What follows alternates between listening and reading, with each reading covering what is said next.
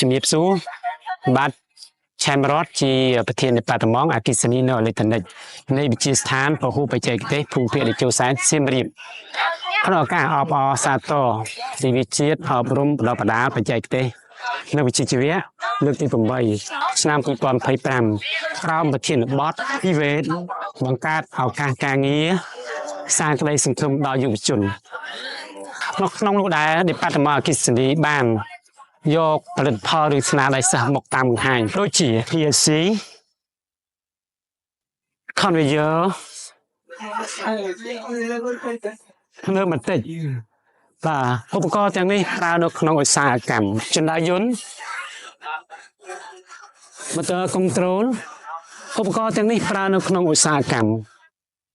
ប្រព័ន្ធលាងឡានដោយស្វ័យប្រវត្តិគ្រប់គ្រងដោយ PLC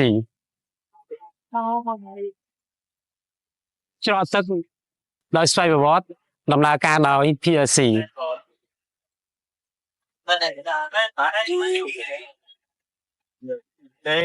ភ្លើងសញ្ញាចរាចរណ៍ស្តុបកោះកេរ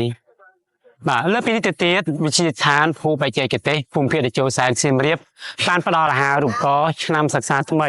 នៅលើជំនាញអគ្គិសនីថ្នាក់សញ្ញាបត្រជាន់ខ្ពស់បច្ចេកទេសជាពិសេសវគ្គ C1 1.5 សែនដែលមានជំនាញ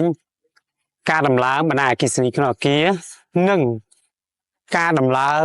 និងថែទាំកាមេរ៉ាសុវត្ថិភាពដល់ក្រុមគោលដៅគ្រួសារក្រីក្រនិងគ្រួសារងាយរងហានិភ័យដែលមានប្រាក់ឧបត្ថម្ភ 28,000 ក្នុងមួយខែរីឯយុវជន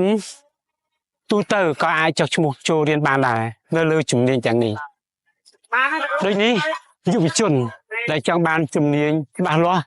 សូមអញ្ជើញមកចុះឈ្មោះនៅវិទ្យាស្ថានពហុបច្ចេកទេសភូមិភាគតេជោសែនសៀមរាបដែលមានទីតាំងនៅខាងកាត់ផ្សារសាមគ្គីសូមអរគុណ